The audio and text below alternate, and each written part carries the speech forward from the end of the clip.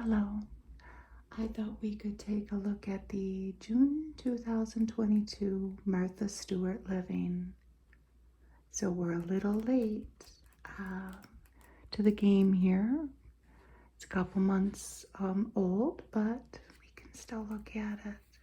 It's still very summery outside for sure. And look at all of these delicious little ice cream sandwiches on the front.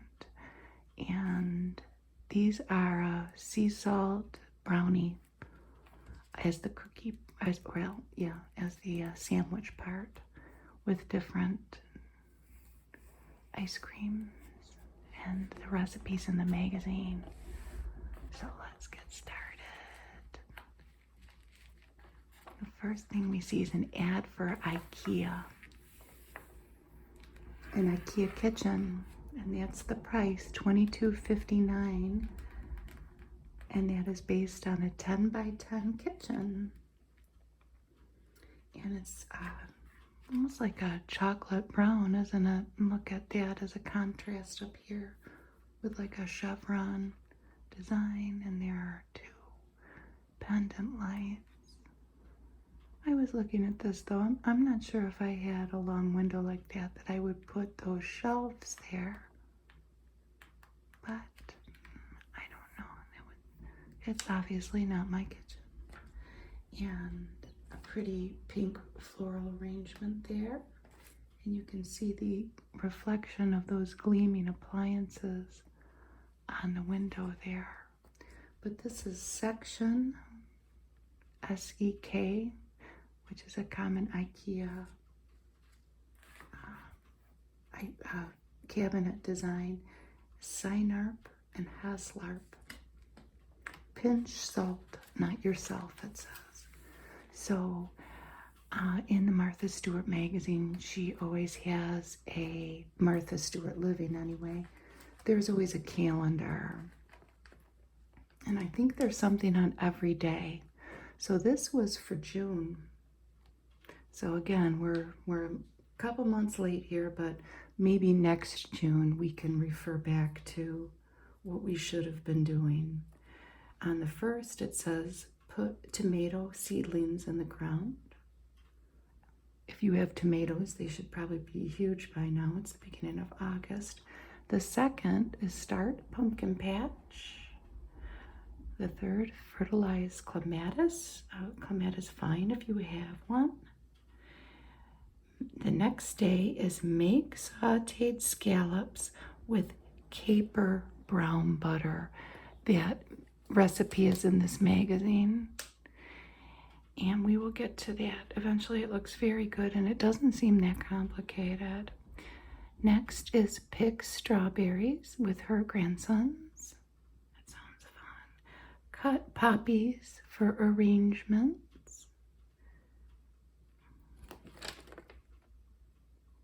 Plant agaves in garden urns. I had to pull that up. I had to make sure I was saying that right. So that's interesting. This is her godson's birthday. Check tires and sharpen blades on lawnmowers. That's a good idea. Prune lilacs, harvest currants. And then the 12th was the Westminster Club dog show. And it also says go for a hike because it's Saturday, right? The dog show continues, and it's somebody's birthday, somebody she works with. Flag Day. So what did she want to do? Make gunter chili chicken. And then she does weight training and yoga on certain days here. Her exercises are in italics on 4 days a week: weight training, yoga, cardio, and core, and then weight training again. So take drone photos of farm is the 15th. It's somebody else's birthday. Anise. Clip garlic scapes for cooking. I will admit that I did not know what a garlic scape is, and I had to look it up. And it is a tender stem and flower bud of a hardneck garlic plant. That was a new one on me. 18th harvest lettuces. Go for a swim on Saturday for Father's Day, which was also summer solstice. The summer solstice was brunch with her family. The 21st, pick and freeze peas. Next day, take photos of the farm for the blog. This is give her dogs a bath. One of them is creme brulee, and I can't pronounce the something noir. The 24th is deadhead peonies, if you have them. Cut and dry lavender next day, and on that Saturday, go for a horseback ride. Sunday, cut roses for arrangements. Next day, weed vegetable beds. It seems like that's every day if you have a big one, if you have a garden. Go for an early morning swim the next day and start picking raspberries. It's the last day of the month. Look at this guy here. It looks like it's either a German Shepherd or a German Shepherd mix. And this is Nationwide Insurance, selling pet insurance. So here's our table of contents. A person that is a spice gatherer. I'm pretty sure they're later on in the magazine. There's Martha. Looking good. Full steep ahead, the letter from the editor. What is she looking forward to this month?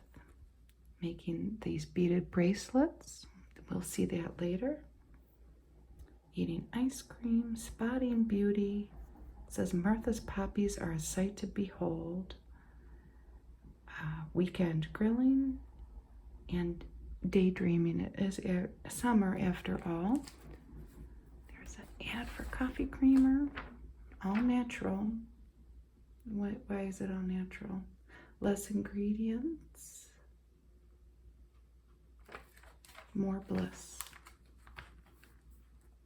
I thought this was very interesting. All the different places throughout the country, really from coast to coast, that you can go to different lavender farms. And the first one that they mention is Los Poblanos Historic Inn and Organic Farm. It's in Albuquerque. You rise at dawn to harvest a bundle by hand. And there are more purple fields there that will conjure up thoughts of the French countryside.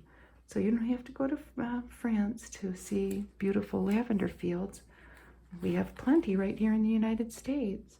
The other one they talk about is in Fairmont, West Virginia. Stonehouse Lavender, 1,000 plant plot, Harwich, Mass, Cape Cod Lavender Farm, Molino, Oregon, Ravencraft, and that's more than a dozen cultivars growing there, and they have a shop. They probably all have a shop. And then East Marion, New York, and Long Island, Lavender by the Bay, 17 acres. Now, well, it might be past time by now, but you could call ahead of time and check. And here are 3 cookbooks. The first one is Colombiana, and this is Mariana Velasquez. It's her homage to her home country and of Colombia, and she, right there, has, features regional specialties. Ripe Figs is the next one, and this is by Yasmin Khan, and she has traveled to Greece, Turkey, and Cyprus, among others, and went to migrant neighborhoods and cooked with refugee communities, and the recipes are featured in her book. And this one, this reminded me of something. If you are of a certain age or have kids of a certain age, if you remember that show Gullah Gullah Island, this gentleman here, what's his name? He's written a book called Bress in Niam, and that is a Gullah saying. It means bless and eat. And what's this person's name?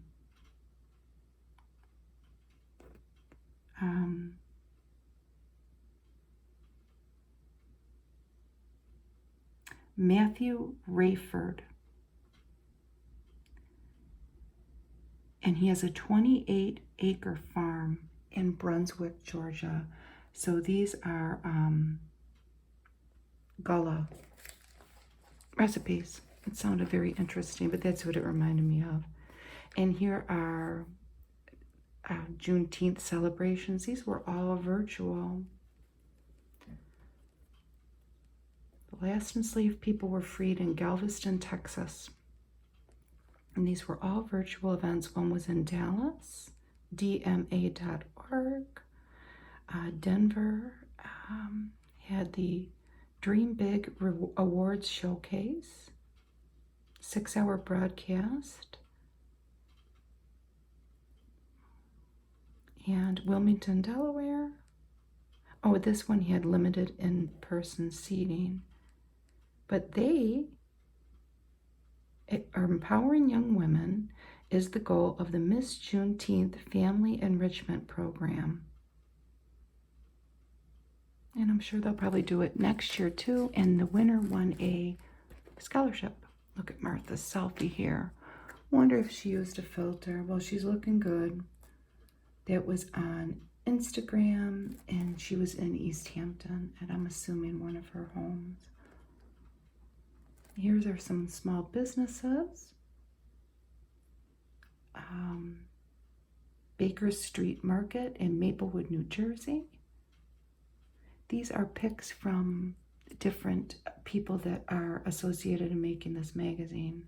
Al Machete, so that's in Maplewood, New Jersey, Baker Street Market. Al Machete is handcrafted chili sauces from an LA farmer's market vendor.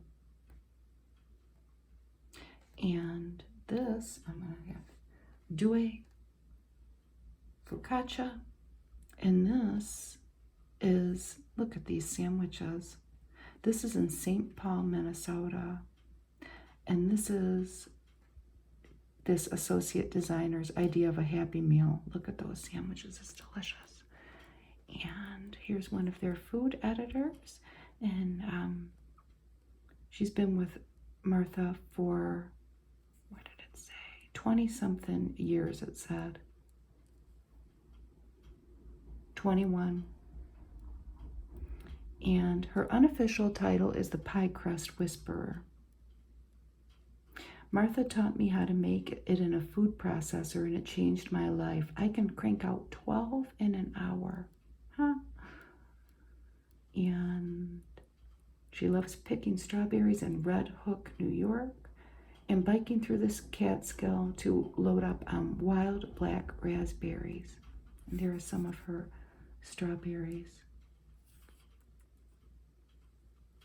And this style director talks of her love of a lightweight tote for summer. And this one is Tenjin, Tenjin, $50. It's pretty, it's gingham. Tenjin-global.com.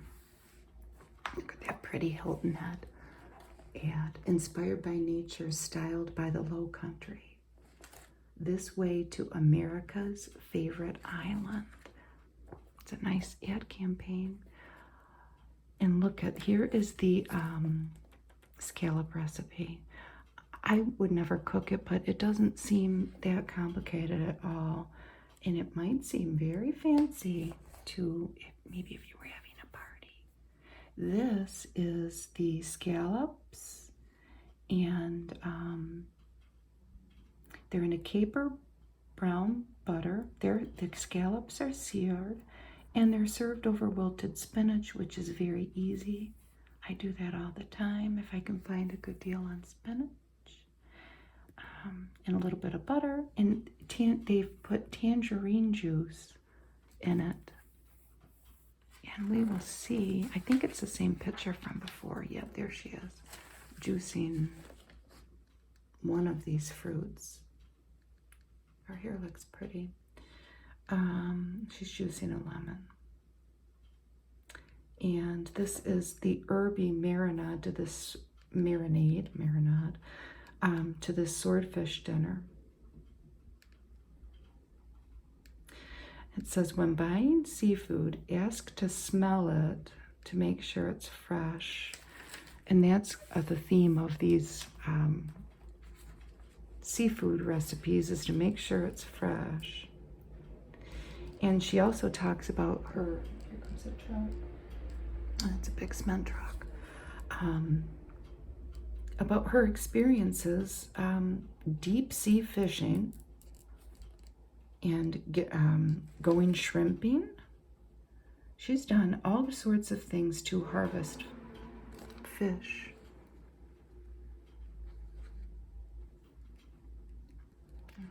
And she's had all kinds of experiences harvesting fish. That is for sure. Some of them sound kind of terrifying. Here are the recipes. Here's the sauteed sea scallops with caper brown butter, herby broiled swordfish with roasted cherry tomatoes. For a nice presentation, use cherry tomatoes on the vine. Well, that seems pretty simple too, actually. Fresh herbs are the star of the show there. And here's crunchy shrimp fritters. And it says, test fry one fritter first. It should sink to the bottom and spread out a little bit. If you fry anything, you know that it's making sure the first one goes right, making sure that oil's hot. But what I thought was interesting about this, they use a white rice flour, but they mix in seltzer water to the flour to coat their fritters with, which the fritters are, it's pretty simple. It's the shrimp,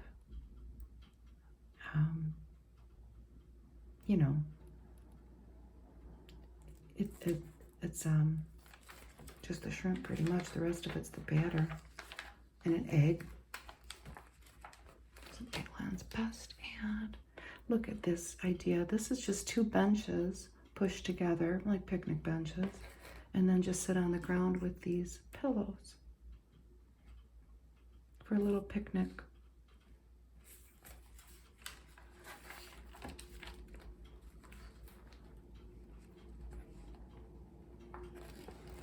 This says sparkling sips. The recipes for this are coming, and the rest in the magazine. And this is, you put the peak seasoned fruit, so that could vary, tart citrus juice, and then you just top it with seltzer. And you can do the fruits and juices together 12 hours ahead of whatever your event is, party, and then top it off at the end when you're ready to serve, right before you're ready to serve, with the seltzer. And you can put booze in it too if you're grown-ups. And this I would never attempt, but apparently on Amazon you can buy a bottle cutter to cut bottles and make vases. I would never do that. But if this is something that you wanted to try, you could. The one on Amazon is $33. Then you would smooth the edges with sandpaper. I mean, I would buy one of these vases from somebody, but I would never cut one. That would not end well. This is also something I would never attempt, although they are very pretty. These braided leather bracelets, and they give the how-to here. You start off with a little clip like for paperwork, an office clip, and they give information here about where to buy the clasps, old school geekery at Etsy. The leather cord is from leathercordusa.com, and the bead landing deerskin lace cord is from Michael's. It's a snake belly braid, and it just seems a little complicated. Again, I might buy one, but I don't know if I would try to make one. These are all dips with vegetables. I mean, you could dip chips in them too, but I had never heard of this harissa. I've heard of tahini, but this is harissa tahini yogurt. And this dip, they have it served with these carrots here. The harissa is a paste that's garlic, cumin, chilies, caraway, coriander, paprika, and then they put olive oil. They put other stuff in here too. So you put the yogurt, the tahini, the harissa, lime, salt, and olive oil. And this one is chive mashed avocado. That's pretty simple. Avocados, chives, vinegar, and they all have salt and pepper. And they're serving this one with radish chips. Very healthy. And this is lemon pecorino ricotta. Romano cheese, ricotta cheese, olive oil, lemon juice, salt and pepper. Pretty simple, but they look so delicious, don't they? It says slam dunks. And this is a handmade chess set. You can make this if you want. They made the pawns, the knights, the bishops, the rooks, the queens, and the kings. And the paint is Martha Stewart paint and primer spray paint, classroom green for this. You can buy these boxes at tilnickbox.com. You can, I'm assuming, store the pieces underneath there. Michael's are where the little beads came from, and then learning resources is where the geometric solids came from. It's very interesting. That would take a long time, but they're suggesting that as a gift for Father's Day because this was June. Here's Darius Rucker, and then this gentleman who I've never heard of before because I'm not from the South maybe, but he owns a chain of restaurants, barbecue restaurants, Rodney Scott. Darius Rucker is from Hootie and the Blowfish, and he is featured prominently in these South Carolina ads promoting tourism. Come see why I love this place. Look at all those ribs.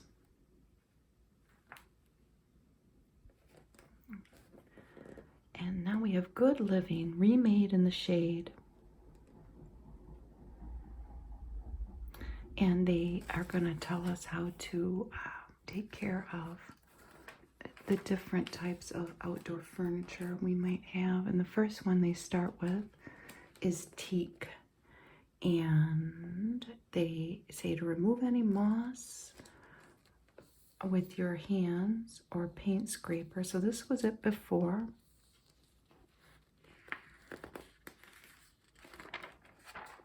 This is it after.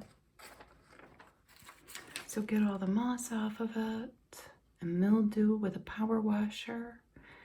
and keep the air moving around it. And don't use too much pressure, it might splinter. And then you need to decide whether or not to let it go to natural gray or not. And to get that warm brown, you can rub in teak oil, and you can get that from Home Depot. If you have wicker furniture, it says here to remove all the flakes first before you are going to paint it, and rub the worn areas with sandpaper. Get in every crevice when you paint. They suggest Krylon Color Max, MAXX, gloss paint, and primer spray paint. Where's that? Oh, that's at Michael's. And then they have suggestions for new cushions. What is this? Solarium outdoor fabric, $30 a yard, and that's at Joann Fabrics.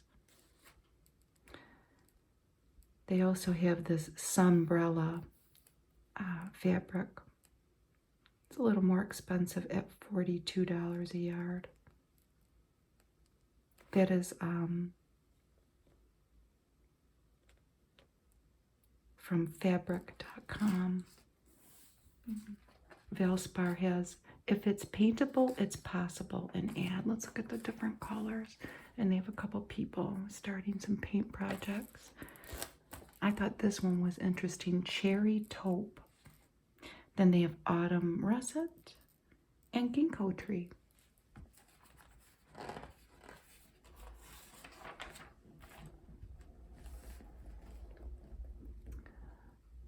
This is an article about vintage, well, this one's vintage anyway, metal carts. And I do think this is actually a plant cart. This is a 1960s, oh no, this is a tea cart. It's pretty big. And it's in a sunroom. And they detail, if you are like I am, and I'm going to show you a little movie in a minute of my cart that I got. Well, I guess I inherited it, but I love it. And they tell you how to properly paint one of these old carts. Here it is before, and here it is after. It's very nice. And I will show you the condition of my cart. Let me show you my little video. Here is my metal cart that I have, and it's on wheels, and it rolls really easily. Let's flip it around. Don't mind the garbage can in the background. But the tag says, a fold and roll Versatable. And that was from Rely On Products in Brooklyn, New York. The tag is still intact, but it's in pretty rough shape. Cosmetically, it still works great. It rolls nice, but the paint is very chipped. But this is what it does. Sorry. You fold these out.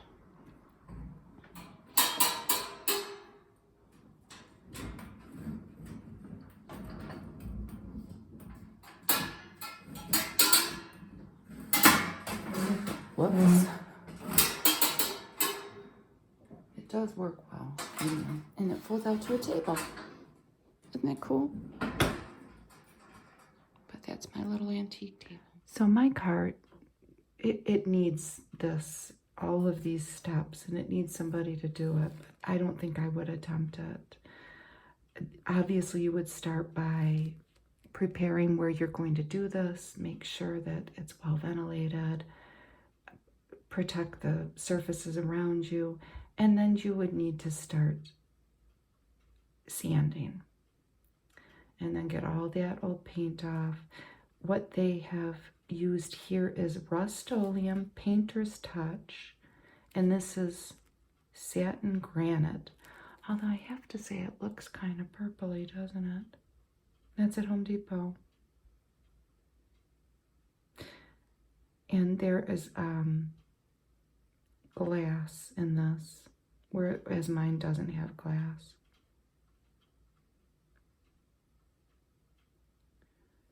And here is another combination.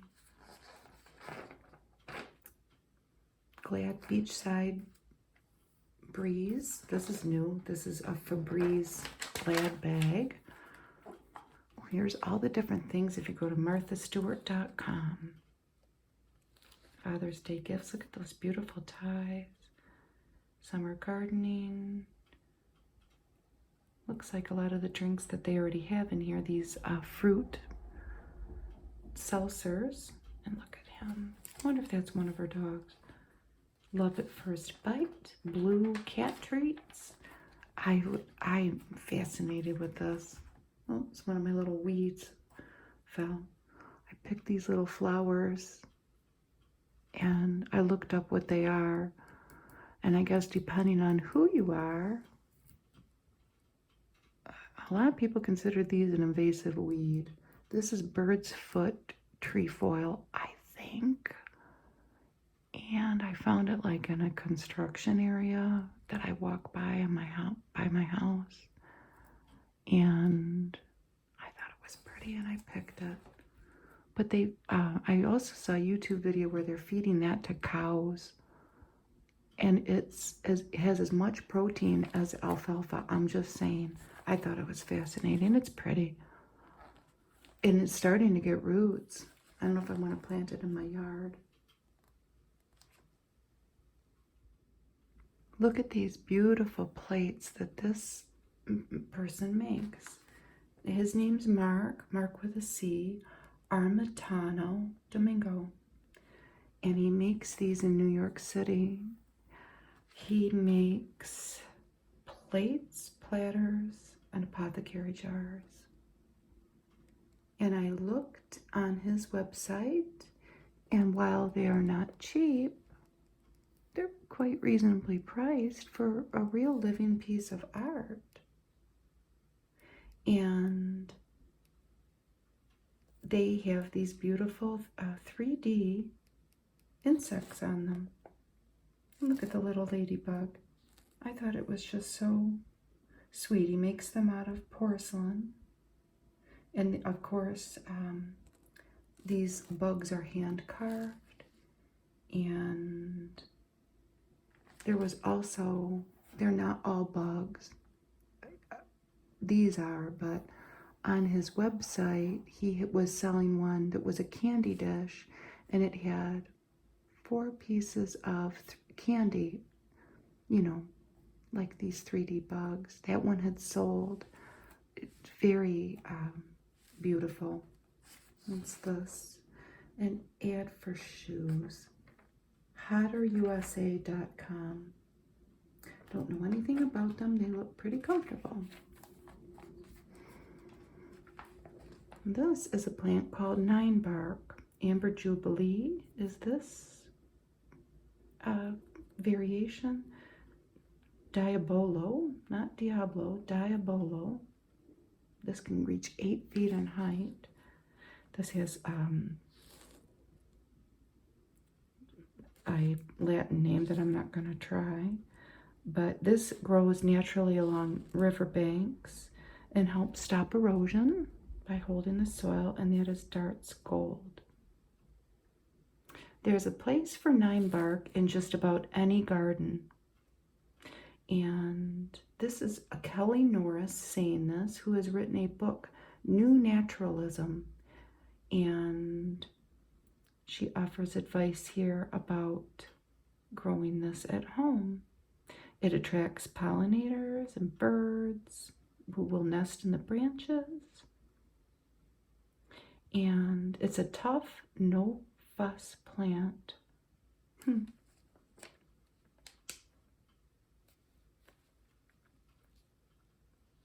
This is what grows around one of Martha Stewart's pools, just in case you wanted to know. 9-bark can grow in sand, heavy clay, and anything in between. I've probably seen one, but I never knew what it was called. Look at this person here is using My Life, the app. Look at the range of emotions that she's feeling. And it looks like maybe she's expecting a whole baby. Your emotions change, and that's why my life offers personalized mindfulness solution any time of day. A free 7-day trial. If it works for you, great. It seems like it might be a little, I don't know, anxiety provoking, maybe having to check an app, but maybe not. This is Nina Compton, and she owns, what does she own? In New Orleans, Compare Le Pen and Bywater American Bistro. I probably didn't say that right. She grew up in St. Lucia, and here are all of her favorite things. This is a book, Black, White, and Gray, and it is a documentation of the restaurant coalition between all different sorts of people in New Orleans. A pasta maker.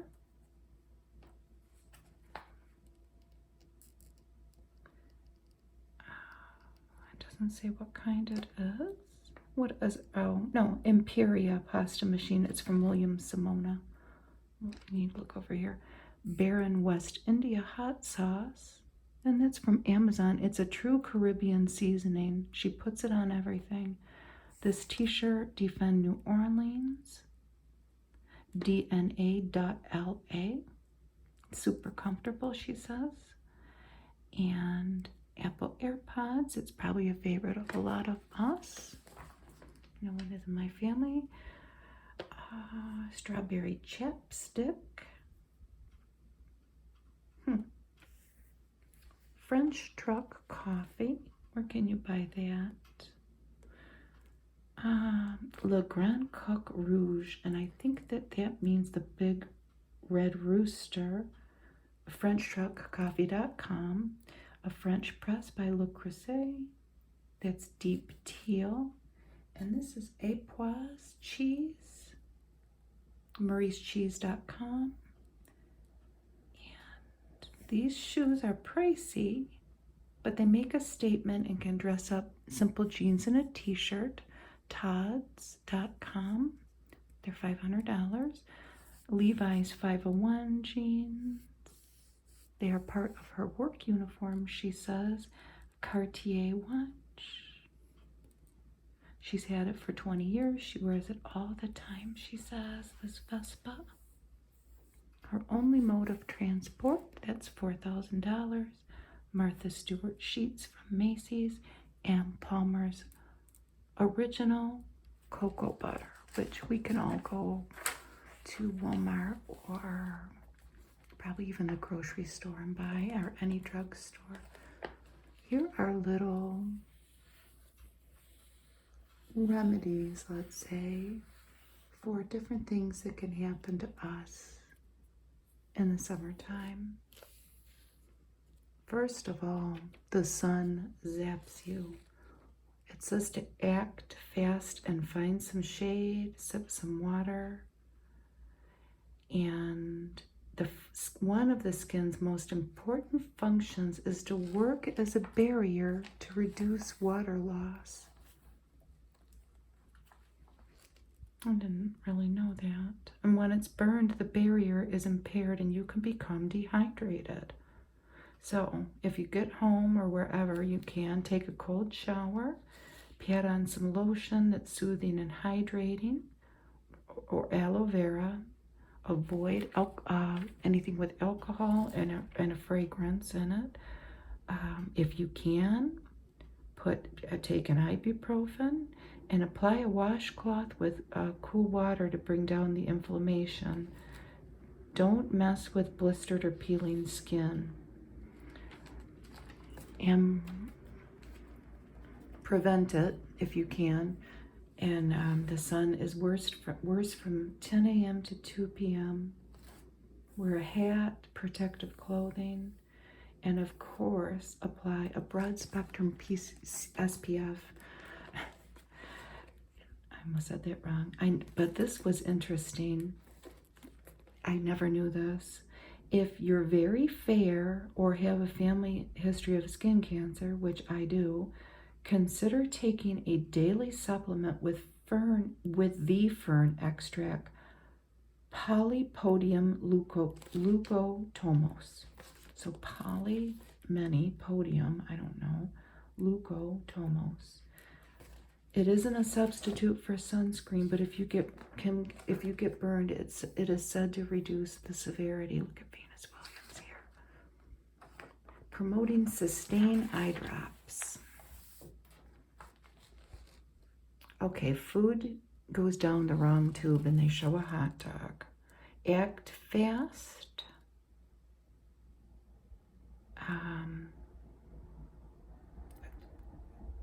You may try to dislodge it. If they're coughing forcefully, encourage that because it can dislodge the food. But if it doesn't, call 911 or call somebody over that teaches the Heimlich. Okay, the Red Cross teaches the two-step technique. Bend your victim over at the waist. Give him 5 firm blows between the shoulder blades with the heel of your hand. 1, 2, 3, 4, 5. This isn't a tap, tap, tap. This is smack, smack, smack because you're using the vibration to loosen whatever's stuck. Then switch to abdominal thrusts. So 5 whacks and then abdominal thrusts. Get behind them. 1 foot behind the person's feet and make a fist. Tuck in your thumb and place it right above the navel. Cover your fist with your other hand and pull in and up, J motion. Repeat 5 times. Obviously for infants under 1, this is going to be different. Face down with the torso under forearm and do back blows. And then if your victim loses consciousness, start CPR. And obviously we all do what we can to prevent these kinds of things. Watch the little guys, you know, especially with hot dogs and grapes. I think that this is all pretty commonly known. And it says adults should chew slowly and avoid chomping snacks like nuts and popcorn by the fistful. So there you go. What about bee stings? Act fast. Remove the stinger ASAP. We used to get stung by bees all the time as kids because, as I recall, and I lived in a suburban neighborhood, but nobody, so this was in the 70s, nobody had golf course lawns, that I like to call them. And I see that going away in my own neighborhood. Maybe in a very affluent community that wouldn't be true, but I certainly don't live in one. And we had clover everywhere. I think white clover, maybe the pinkish kind of clover. And we would run around with no shoes and we would step on bees. Maybe not every day, but a lot. We just got stung a lot. And we used to take the tweezers, or take tweezers and get stingers out of each other's feet. So if the site gets red and puffy and still stings, take ibuprofen. And if you're not sure if the victim's allergic, look for signs, because you're going to have to treat them with an EpiPen. Coughing, shortness of breath, lightheadedness, any swelling, chest tightness, nausea. Call 911 if you don't have an EpiPen around. How do you prevent this? Well, I guess you could run around could not run around with shoes with clover as grass like we did, but don't swat at bees. It agitates them. Wear light colored clothes and steer clear of flowering plants and garbage bins. Cover up your food if you're at a picnic. What is over here? Drowning is the second leading cause of death after car crashes in the United States, kids 4 and under. Wow. But it's a danger at any age, even for strong swimmers.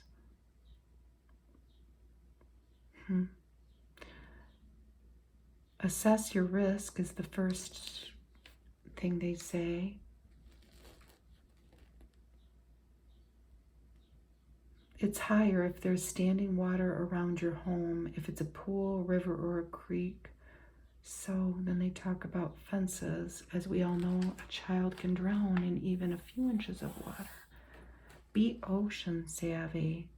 Rips are strong, shifting currents that look deceivingly calm.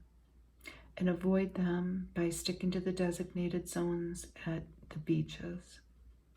If you get stuck in one, don't panic. Swim out of it to the left or right, parallel to shore, not against it, or float, saving your energy until it spits you out. Get swimming skills, spot signs of distress. Drowning is silent and sudden. Victims can't yell and splash like they do in the movies. SOS signals include a head that's tilted back or sinking, a mouth that's open at water level, glassy or closed eyes, and a visible struggle to tread water or float. And obviously call 911 if you can. Do CPR if they're unconscious. Ticks. Ugh. In the past 2 decades, 7 new tick-borne germs have been discovered in the United States. But the key here, I never really knew this, is to act fast. The tick, and this is according to the CDC, a tick must be attached for at least 38 hours to a transmit Lyme. So grab them with tweezers or gloved hands and pull it. Ultimately, it has to decide to let go, which may take minutes, so be patient. Eventually, the tick is going to let go. So you just have to keep pulling. You know, put them in the toilet and flush them down, or just kill it. Clean the bite area with soap and water. And generally, they don't recommend treating them with antibiotics, but if you live in an area where Lyme is common, maybe consider going to the doctor. Keep the tick and bring them along, so maybe don't be so quick to flush them down the toilet like I just said. Ooh. Steer clear of bushy areas, high grass, and low-hanging branches. That's easier said than done. There are repellents at epu.gov. EPA.gov, sorry. Wear light-colored clothing, that seems to be a theme. Consider clothing treated with permethrin at exofficio.com. Car sickness, this was a good one. Act fast. The first thing is put down any electronic device and look out the window. Motion sickness often happens because there's a disconnect between your inner ear, where your sense motion is feeling, and what your other senses perceive. Antihistamines and motion sickness meds can help stop the spinning. There are some natural treatments that ginger and acupressure bands, you could give it a try, but this person says they don't really work. Don't eat hard candy in the car if you're prone to this, and avoid greasy foods and heavy foods. If you're queasy, try to sit at the window seat, and if you can, little kids can't, but sit in the front seat. Poison ivy, again, act fast. You have about 20 minutes before that sap, which is urushiol maybe, sparks the reaction. Wash the skin with dish soap in cool water, not warm or hot. throw the exposed clothes in the washer, wash them right away, and retrace your steps and wipe everything down that you touched. Cold compress if the rash appears, calamine lotion, cortisone cream, maybe take a Benadryl, and learn to ID the toxic plants. Here's a Zyrtec ad. We've seen that before if you watch my videos. Poor allergy sufferers. My husband is one of them.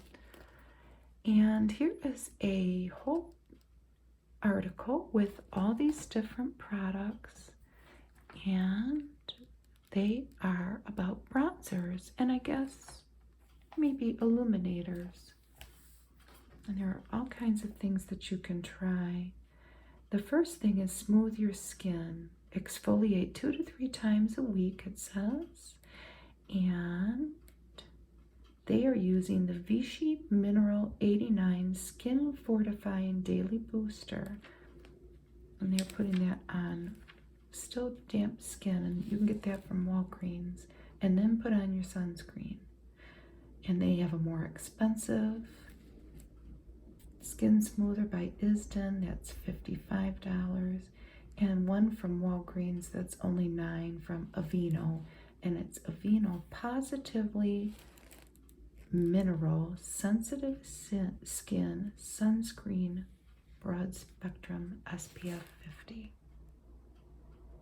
Those are SPFs. Sorry. Not skin smoothers. Those are the recommendations. And here is a, look at that cool, this is an Hourglass No. 2 Foundation Blush Brush. HourglassCosmetics.com. Choose one that's big enough to hug the contours of your face and help you blend. That's a little pricey at $58, but it's pretty cool looking. Your ideal bronzer or illuminator will be simpatico with your skin type and tone. A powder makes sense if you're oily. Go for something creamy if you're dry. And if you're overwhelmed by all color options, rule 1 is go 1 shade darker than your natural tone. Simply enhance your complexion with a subtle gold.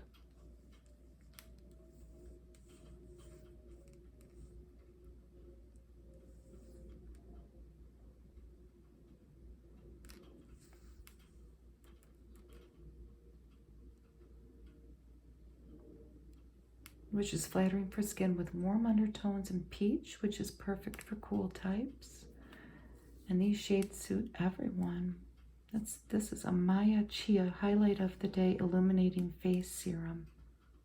$42. What is this? Tower 28 Bronzino Illuminating Cream Bronzer. And Vesca Beauty Kissed by Soft Matte Bronzing Powder. Start at the upper half of your face where you naturally get the sun, most sun, and then define your cheeks and jawline. They suggest sweeping the brush in the shape of a 3 on both sides of your face so you hit the forehead, the highs of the cheekbone, and the jaw. So a 3, that's neat. And they have 3 products here. That is jojoba oil, Patrick 2 Major Glow All Over Glow Balm. What's that? Dr. Hauschka Bronzing Tint, and Give Beauty Counter Glow Shimmer Oil. A good shake, then smooth it onto your cheeks, décolletage, and even legs, and that's from beautycounter.com, $35. This is talking about butcher block for the top of a counter for a kitchen island. So it is very warm, isn't it? But you there has to be a certain amount of care taken to it that you might not encounter with these other things. And they suggest Howard Butcher Black Conditioner, which isn't expensive, $10 for 12 ounces at Home Depot, because wood's porous and you need to seal your counter with a protective product containing mineral oil, and that can do it. It will prevent water absorption and bacteria buildup. When the wood appears dry, you can reapply it.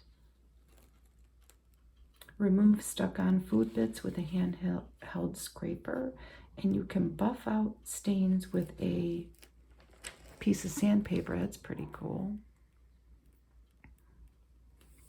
They talk about the pros and cons of all the different materials that you can get your countertop: granite, marble, engineered stone, solid surface, and stainless steel.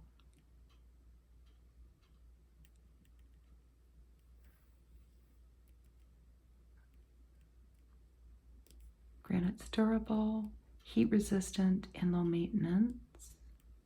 And the modern sealants last several years and are easy to reapply. The con is that the patterns can vary widely than what you see in the store, so what you actually get is going to be different. You should check it before they install it. Marble's like granite, strong and long-lasting if properly sealed, and it can withstand heat. And it has more consistent veining as opposed to flecking within single slabs. And you may need to reseal it as often as every 6 months. And acidic foods like lemon juice and vinegar can leave a permanent stain. Engineered stone, like quartz, ground stone. They're non-porous, so you don't have to seal them. Hot pots and pans may melt the resins used as a con, though, as to this. To produce these surfaces, so you will, it may leave a permanent burn mark. That's what happened to my solid surface old Korean countertop. My son put a hot pan on it, and we just cover it up because I'm not getting a new counter. Maybe someday. And my kitchen was done over 20 years ago, I might add. And Korean was the big thing to get back then. It has served us well, though. It is less durable, more susceptible to burn marks and scratches. Stainless steel, I don't know about that. It's fully stain resistant, and the food grade kind used for counters won't burn or rust either. Even from frequent oil, water, and acid-based spills. But yes, it can dent or scratch over time and show smudges and fingerprints. I can't imagine having a stainless steel counter. But I won't get stainless steel appliances too either, because I just know it seems to me like it would be very hard for me in my house with my husband, I'm sorry to say it, and my son, my adult son. And me too. I think it would be hard to keep clean, but look at this. Beautiful. That's before and after. This is enhance. Are you dreaming of an updated kitchen? I guess they can just come in and resurface everything. That's cool. They have done over 9,000 cabinets a year. I don't know if it's a regional thing. Oh, look at this cauliflower. Look at these beautiful cauliflowers. The violet is called graffiti, and the orange is called cheddar. What's the blue or the green called? I don't know.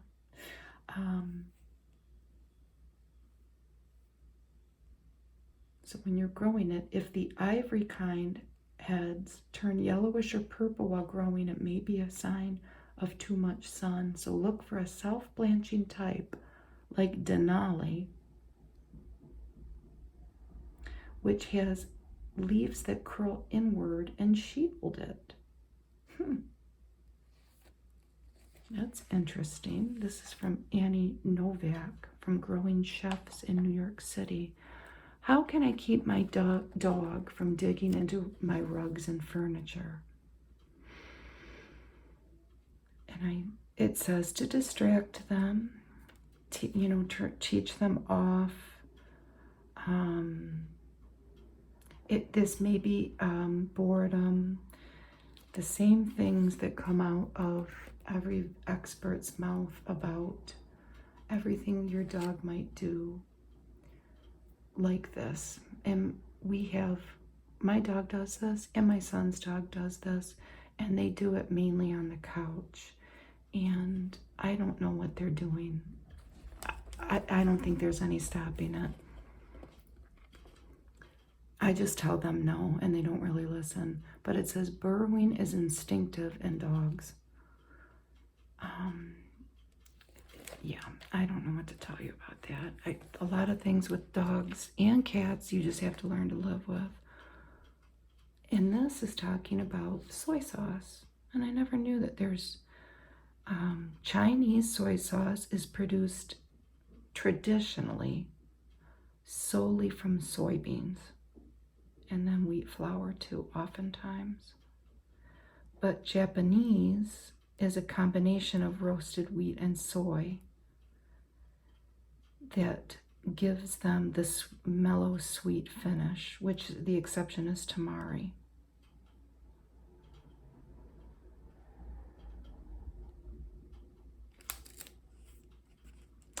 This person, Sarah Carey, that works for this magazine, suggests looking for the terms brewed or naturally fermented on the label. They signify that classic soybean fermentation was used.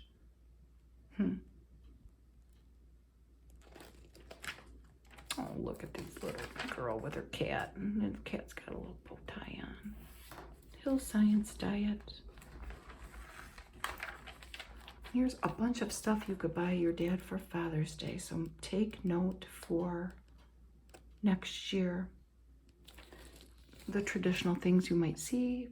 Barbecue tools. What's this? It's different sauces to grow with. Soy sauce, tamari, chili crunch. And a nice blanket, the Tartan Blanket Company, recycled wool blanket. Filson dry backpack. This is a backpack that will keep things dry, even if you're out in the water.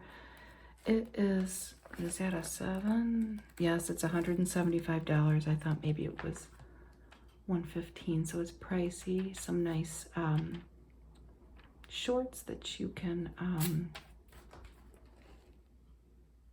effortlessly transition from working out to hanging out. Those are nice. And Blaze a Trail, Wildsam, WILDSAM National Park Field Guides. That looks really cool. And they're filled with fascinating ranger stories, historical tidbits, and expert planning tips. And look at that. My brother would love that. This is an outdoor oven. OONI, Oni.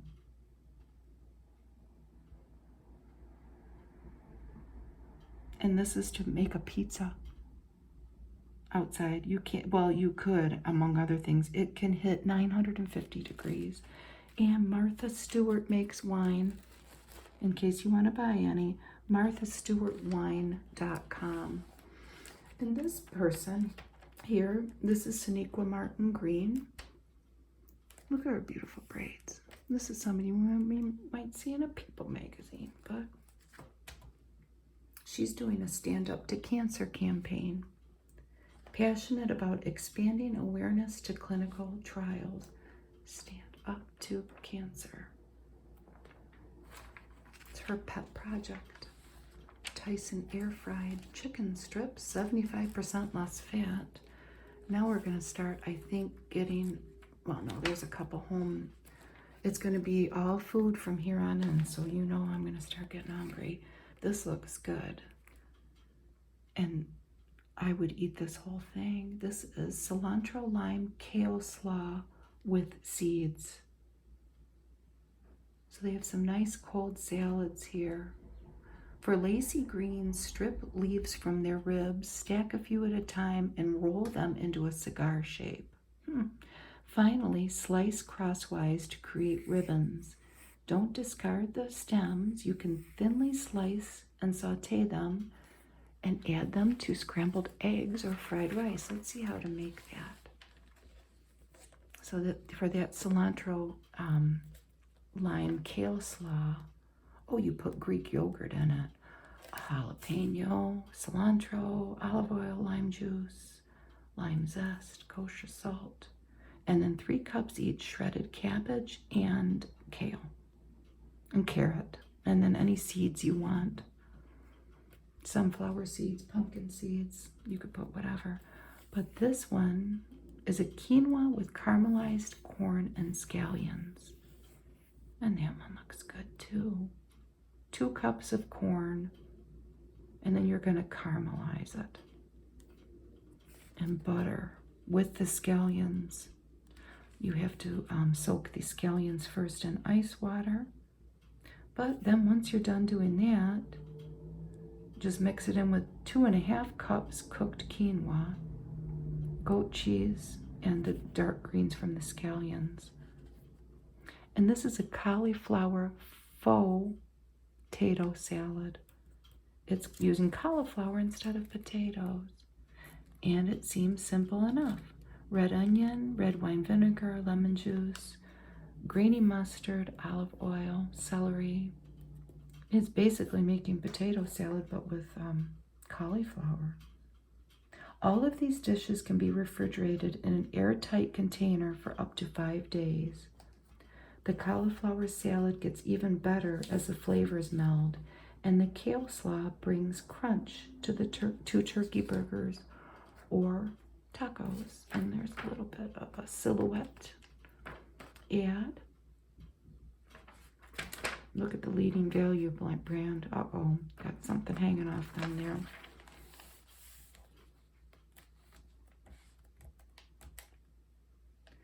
This is for charities that have something to do with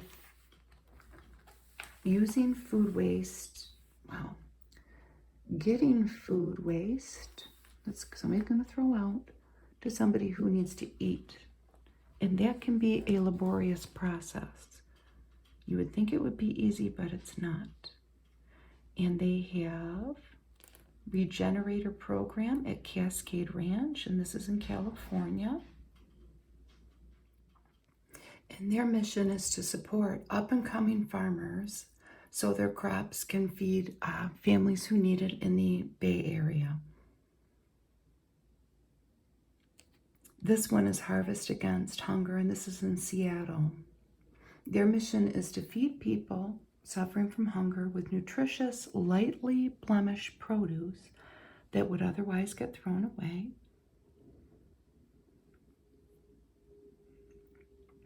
And this is Common Threads in Austin, commonthreads.org. They're pretty much all .org. This is pieranch.org/cascade, harvestagainsthunger.org, commonthreads.org. And Common Threads' mission is to teach under-resourced families from diverse backgrounds how to make healthy, affordable food choices.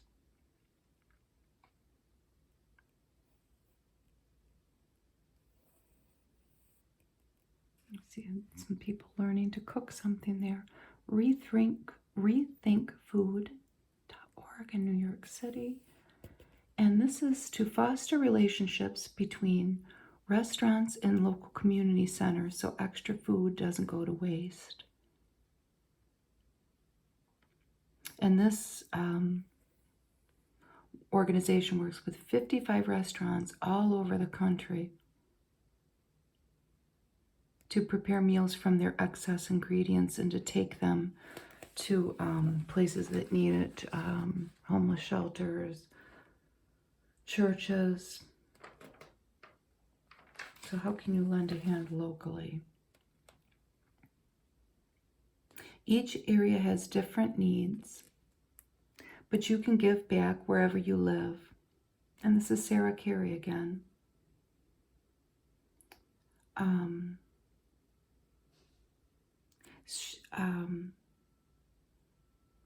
Oh, this is mainly in New York City that she suggests, nynice.org, to help there. But I guess you can always start local if you are wanting to endeavor in something like that. Help the people around you. This is about mangoes. And it says, pick a winner. Shop with your senses. Go for a mango that smells fragrant and it gives slightly when you squeeze it. Look at these. I never knew that. Unripe mangoes will soften on the counter in a few days. Refrigerate ready-to-eat ones to slow down from ripening. And enjoy them within 2 days. If they get too ripe, scoop out the flesh and freeze it for a smoothie or a cocktail. This is Tommy Atkins variety, and this is Alfonso. Look at that beautiful breakfast that they've made.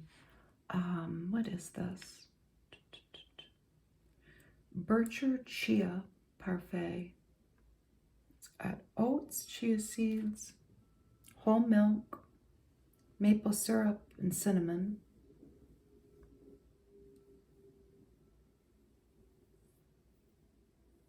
And then you let that sit for at least 8 hours, up to 3 days. Then you put things on top, which could be whatever you wanted, and you can top it with more syrup. They have mangoes and raspberries and some more yogurt here. The next recipe they have using a mango is mango mozzarella salad. And that's simple enough. Olive oil, whisked in with lemon juice, salt and pepper, and then you mix lettuces, 3 cups of lettuces, and then 1 peeled, pitted, and sliced mango. Then you serve it with a ball of fresh mozzarella. That looks wonderful. And then they have the 3-ingredient mango sorbet.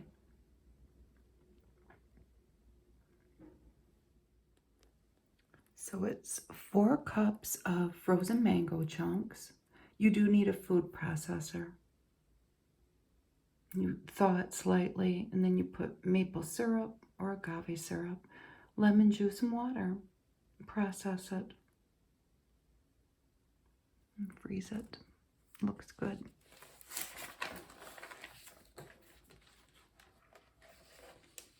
This is potato, chorizo, and egg sandwich.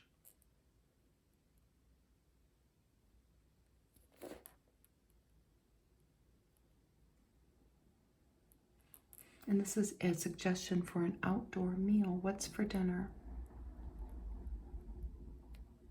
So let's see the different things that they would suggest that we use for our outdoor meal. That seems completely portable. I thought this was interesting too. If you get magazines, your plastic mailing wrap is recyclable everywhere. Number 4 plastic is accepted. I never knew that. Oh.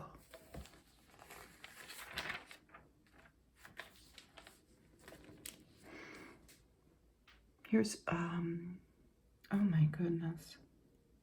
A strawberries and cream stack cake. And I don't see too many ingredients here. Let's see. This is caramel steeped ladyfingers. They soften as the dessert sets in the refrigerator, achieving the texture of a traditional sponge cake without any baking involved. It's pretty hot outside, so that might be an option here, huh? So you just buy some ladyfingers from the store and soak them. And then you got some mascarpone and heavy cream for the middle and sliced strawberries.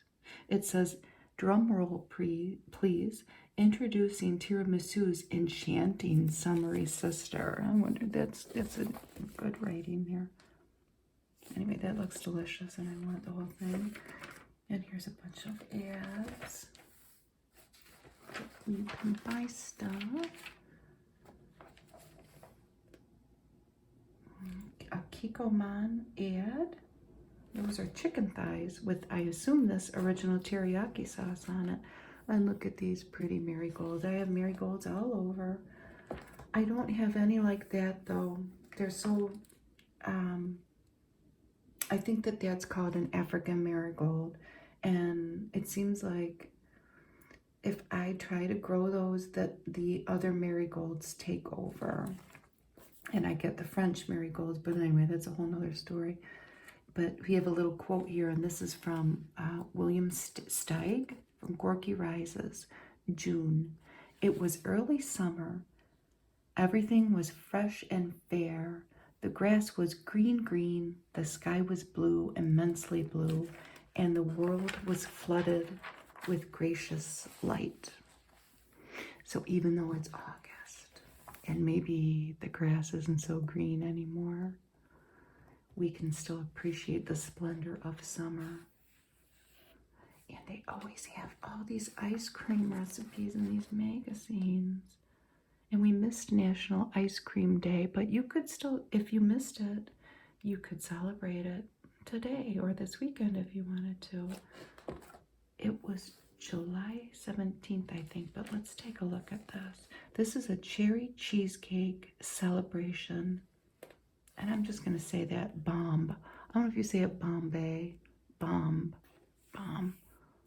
This is not the first one we've seen. And I want that. This is a masterpiece. It says build a masterpiece. And as with all these ice cream desserts, there's going to be some steps. You know, set aside a few hours, but I think it would be worth it. They're making this with a tangy no-bake cheesecake filling with cream cheese and sweetened condensed milk. So then what? Cherry spiked cookie crumbs. I think they're there too. Which, that's probably not that hard to do. They didn't make the ice cream. They're saying it's store-bought ice cream, but it's amped up with cherry syrup. So it's kind of doctored up, and that's okay, huh? And a tender round of sponge cake made with oil, not butter, so it stays soft when chilled. So you would dip the bowl in hot water to release it, and you would gently pat more cherry cookie crumbs on top. Oh my goodness gracious. And these are our chocolate sea salt brownie ice cream sandwiches.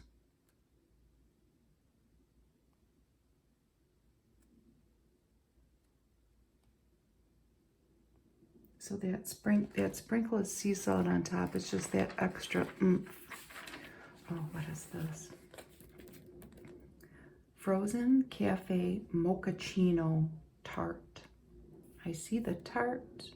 This has got some layered involvement as well, doesn't it? So this, it says, visualize your dream frozen cappuccino drink in dessert form. And that seems like it could be true, doesn't it? So, store-bought coffee ice cream, 1 part chocolate ice cream, and it is in a chocolate shortbread shell. Whip up an airy top layer of caramel meringue with egg white sugar and cream caramel. Oh boy. And it's finished with cocoa nibs and, of course, more caramel. These little guys are surely in a nutshell cake cones.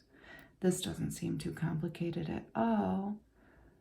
And they are making the dip, the dip that hardens. And it seemed pretty simple. It's coconut oil and then chocolate. And you could use milk, dark or white, right? Is it that easy? They're saying it is. So anyway, you're going to get the cones. These are just cake cones like little kids eat. Dip that top part in the shell and then roll that in the chopped nuts. It can be any nuts you want. It could be candy too. Let it harden.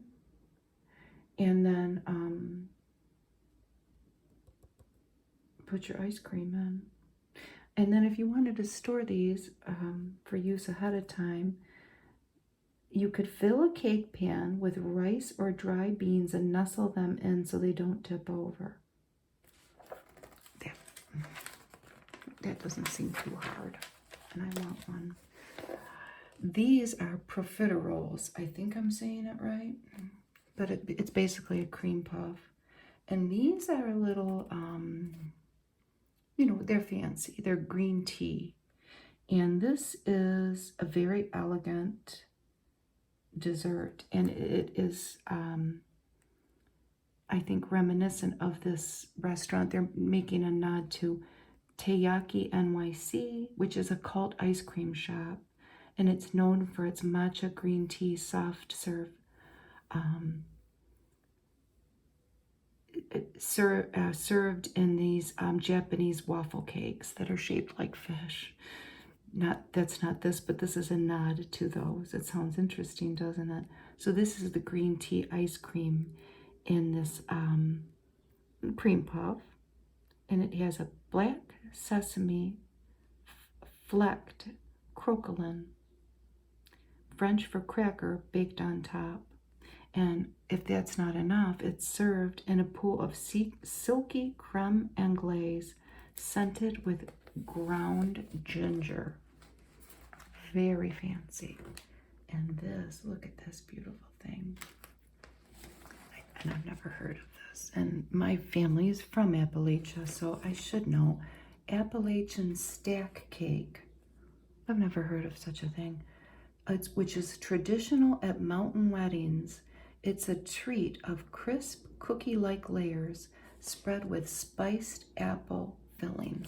Well, that's not this, but this is a nod to the Appalachian stack cake that I'm going to eat one day. And it says, this is homemade meringue, so four layers of that. Let's see, 1, 2, 3, 4. Yep. And then these layers are any sorbet you want. Okay? But it says they're partial to mango, blood orange, and passion fruit because of the color and then the tropical flavor that would provide. And then, of course, topped with whipped cream. They have everything is on a pretty plate and pictured in beautiful colors. Just like these food photographers use. Look at that, beautiful. It's like a combination of like a seafoam and kind of bluish color. Then we hop to more beautiful pictures of poppies. And I think that this is going to make me want to try to grow a poppy. My neighbors used to have traditional red poppies like that, but they moved. And my new neighbors are doing their own thing. But Martha Stewart suggests, and this is a wonderful suggestion if you have a perennial garden like I do, and I don't buy annuals, to use the poppy in its many different forms as a pop of color in between your perennials that they flower and then they stop usually. And they're beautiful and they're green, but maybe you want a little pop of color in there. These are the tall oriental poppies, but I never realized all the different beautiful different types of poppies there are. We have these, the leaves even look different. They kind of look like carnations. Look at all of them. And, you know, you think of a poppy, you think of the red. I didn't know they came in all these different colors. Look at them, they're just beautiful. And poppies are delicate. Kevin Sharkey is the expert they're talking to here. So it's important to build a supporting structure into any arrangement. He's talking about cutting them and using them in these arrangements, whether it's foliage or using other flowers. Look at them, they're so pretty. And again, very artfully photographed.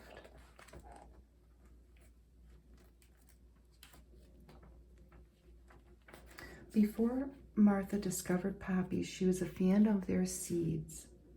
All of my grandparents came from Poland, and they brought with them the most delicious recipes. And a lot of them used poppy seeds. I love them in anything, she says. Look at this.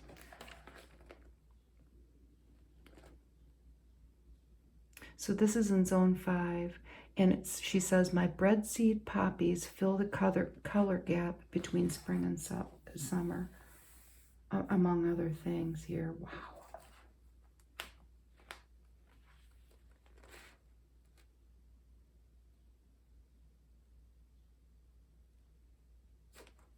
I'm going to try some. This is the spice article. I think I might have said it wrong when I was looking at the table of contents. But this lady, she lives in California now, and her company is the Diaspora Company, and they make spices. And here she is sitting on a bunch of turmeric. She's from Mumbai. Her name is Sana Javeri Kadri. Her company's 4 years old. And she brings these spices, and we'll see how, in partnership with a lot of different farmers from India,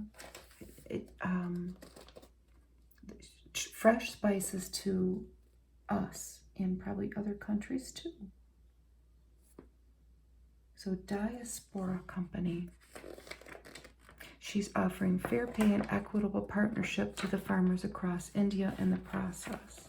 And we get to see some of the people that harvest and prepare these different spices. Here's a turmeric in a drink. And here's this lady sifting turmeric and a hand full of turmeric. And a farmer out on the field. They process the turmeric into an ultra fine powder. And this is an indigenous variety of turmeric harvested from a forest, and it was given to select farmers by the Indian Institute of Spices Research starting a few years ago. But they showed her their fields, their mill, and the techniques they use. And this is a fresh vegetable chutney that they often eat there.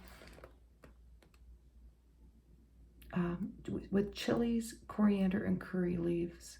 It's a staple in many of the homes in this area, made with a mortar and pestle to retain the ingredients' flavor. Well, that looks good too. That's chicken. So that might not be as common for them to eat. Gunter chili chicken, and look at all those chilies.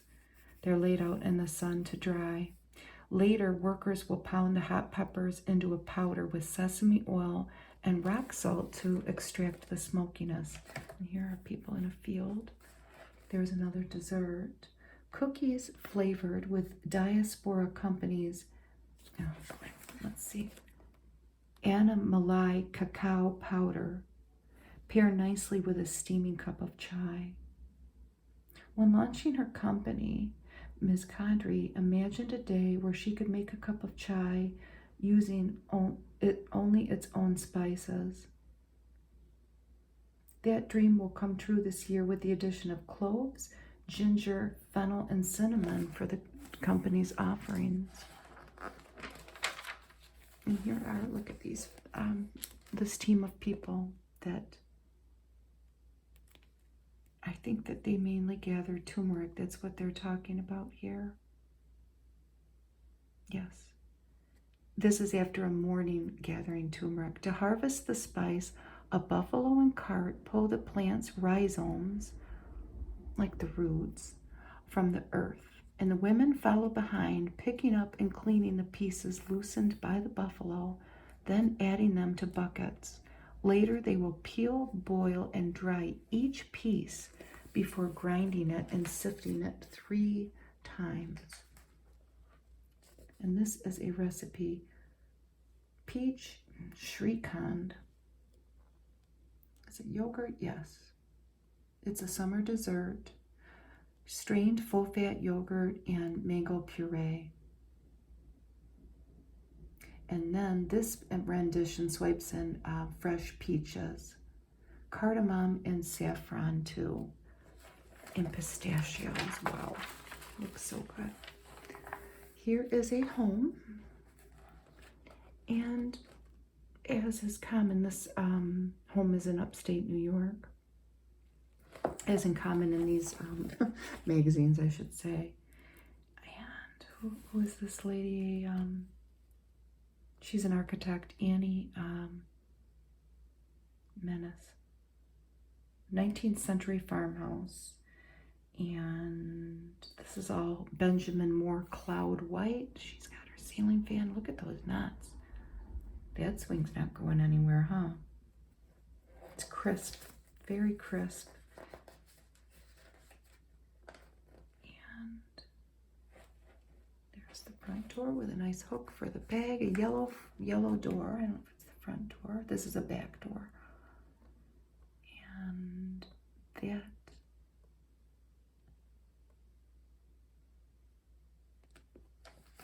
table is cool, how you can put books back there. It's the Great Update. This is in a Hudson Valley hamlet 50 miles north of New York City. This person took history into her own hands, transforming a 19th century farmhouse and rebuilding the barn, which we will see, into spacious his and hers offices. There's the kitchen. They expanded the kitchen into the dining room, but they had to keep the chimney because it vents the heating system. So they just incorporated it. It's silestone quartz countertops, white oak on part of the countertops. Faucet is Perrin and Rowe. And here, easygoing art. The centerpiece of the living room's gallery wall is a yellow star print by artist Lena Wolf, and it's surrounded by these all of these other pieces of art from different artists, and it's very clean looking, isn't it? Black table. There's a bedroom.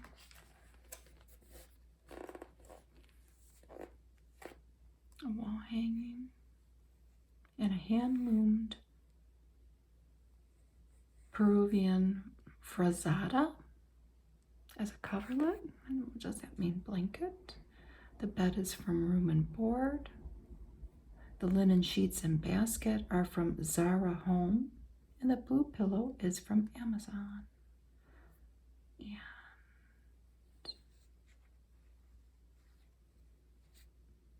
the table is from Anthropology, and the Serena and Lily Flynn wall sconce is hardwired into the wall, and these homeowners did that. And here's where the kiddos go, and they have stairs up to a loft and a sliding barn door to cover the closet. Another Peruvian frazada. I've got to look that up. You can buy them. It's an IKEA bed and rugs from Pottery Barn. And that is a replica Eames chair. I don't know if I'm saying that right. So here is, do they show the other half of the, I think they only show this part of the office. This is what they did to make a workspace. This is, again, Benjamin Moore, Cloud White, but husband's, this must be his part maybe, because it says that his is paneled in salvaged hemlock wood. And they have warehouse lights from the peaked ceiling. And Home Depot pegboard is the back drop there. It's very organized. Look at this. It's beautiful with 1, 2, 3, 4, 5 pillows. 3. Yeah, are they polka dots? I think so. And a snake plant. They enclosed this porch. It's a former screened-in porch, but they enclosed it and finished the interior with board and batten paneling that's painted Chantilly lace by Benjamin Moore. This is an Urban Outfitters daybed. That looks comfortable. And here is probably at least a portion of their outdoors. Was that stone thing there already? This little, or did they have it built? Let's read it. Well, they had a garden designer who used to work for this magazine at least do the plants. It's an original. The original stone fireplace was outfitted for grilling. Boy, they are lucky. I bet you that would cost well, I don't know how much they paid to have it outfitted, but to have somebody make something like that from stone, oh yeah, I can't even imagine. Look at the lights, isn't that cool? It's a very casual looking, comfortable looking, and welcoming area. Get your grill on, burger heaven. Look at those. Ho, ho, ho. It's pretty simple, huh? Little pickles, beautiful tomatoes, a bunch of different lettuces. The burgers look good. Grilled chicken thighs with charred corn and summer squash. And this is marinated with herbs and oil. And then they get a minty lemon dressing. I have a huge zucchini that my son's neighbor grew. It's huge. It's huge. I can't even describe. I have to do something with it. I think I will just saute. I don't know. I will probably eat the whole thing. That reminds me though that I do need to do something with it. This looks good. This is grilled skirt steak and hearts of palm salad, and that seems simple enough, doesn't it? For a good sear on quick cooking proteins, you need a scorching grill.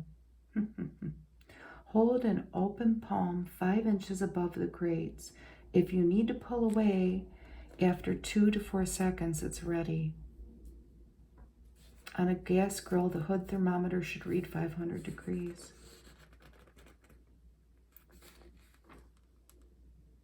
What do they have in here? The steak is slathered in red curry paste. Might be hot as it hits the hot grill.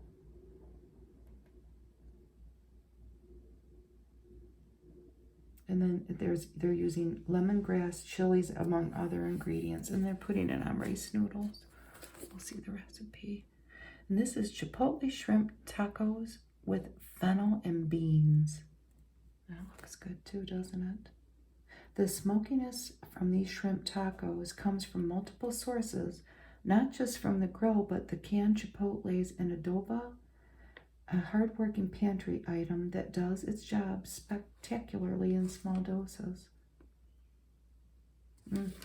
Everything's marinated too. Maybe not these sandwiches. Summer veggie melts with caper sauce. Ooh. grilled vegetables, bell peppers, onion, broccolini, and then the shell is a hoagie that you toast on the grill, but it stays pillowy soft in the center. Provolone, which they say is the perfect melting cheese. And then they have a generous smear of basil caper aioli, bold and herbal.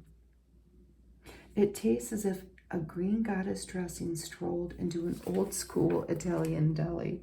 That's cool. And here we have some pork chops, glazed pork chops and blistered, how do you say this? Shishitos. Hoisin and chili sauce is what they are glazing those pork chops with. And steamed rice, shredded cabbage, and a sesame ginger dressing. Looks good. And then here are the recipes. They call it the workbook. I think it's mostly recipes. There's that cake.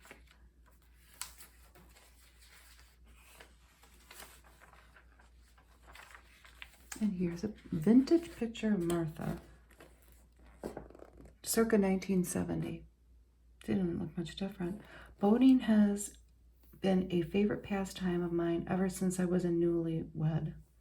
Whether I'm navigating a small laser, a 40-foot sloop, or a 200-foot yacht, the joy of the open sea, the brisk breezes, and the beauty of it all lure me back again and again. And there's a Geico ad. Well, that's not the last ad. This is, have you made s'mores yet this year? Look at those beauties. We'll end it on that. Could be my hand. Enjoy the backyard and more. They look good. And a couple months late with this, but we can certainly still use some of the summertime tips, can't we? And I thank you for joining me today. And